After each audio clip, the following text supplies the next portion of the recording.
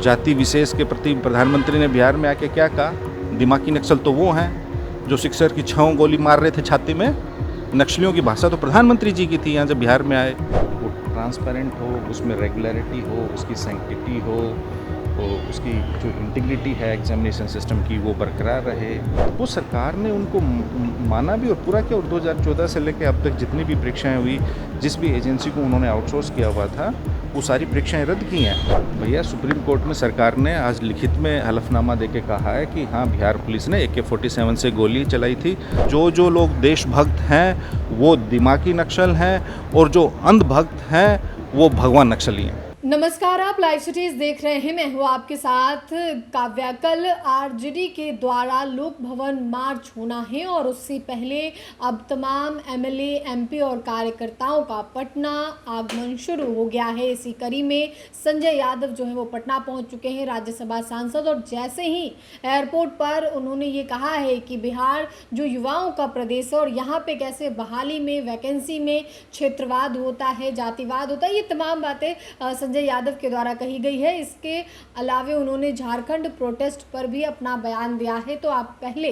राज्यसभा सांसद संजय यादव को सुने कि वो क्या कुछ कह रहे हैं। हर बहाली में पेपर लीक होता है या चाहे फिर इंटरव्यू में पक्षपात होता है, क्षेत्रवाद होता है, जातिवाद होता है, वो सबको पता है। तो ये किसी से नहीं छुपा है। बिहार देश का सबसे अधिक युवा आबादी वाला प्रदेश है। उस प्रदेश में गुणवत्तापूर्ण शिक्षा में बिहार सबसे फीसदी है। नामांकन दर पूरे देश में बिहार की सबसे कम है। स्कूल ड्रॉप आउट रेट सबसे अधिक है।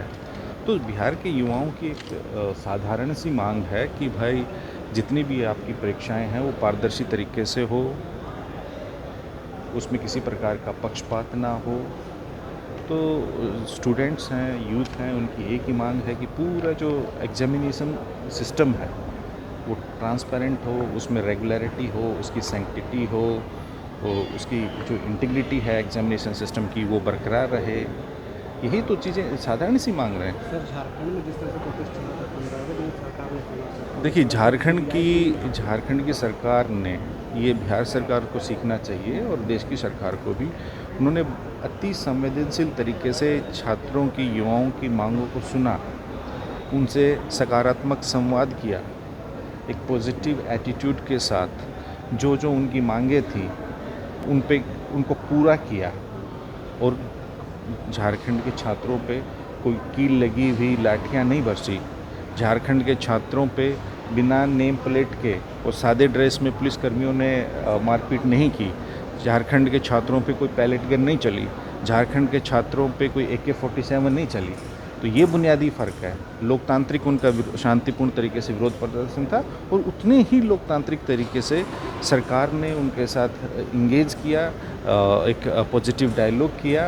और वो उनका जो भी कंस्ट्रक्टिव क्रिटिसिज्म था, कंस्ट्रक्टिव सजेशंस थे स्टूडेंट्स के, वो सरकार ने उनको माना भी और पूरा किया। और 2014 से लेकर अब तक जितनी भी परीक्षाएं हुई, जिस भी एजेंसी को उन्होंने आउटसोर्स किया हुआ था, वो सारी परीक्षाएं रद्द की हैं। लेकिन आप ये देखिए, देश में एंटी नेशनल टेस्टिंग एजेंसी, जिसमें कुल 24 लोग कार्यरत हैं, वो भी सब कॉन्ट्रैक्चुअल हैं। अभी भी PhD और जो NET के जो एग्ज़ाम्स था वो भी रद्द हुआ है।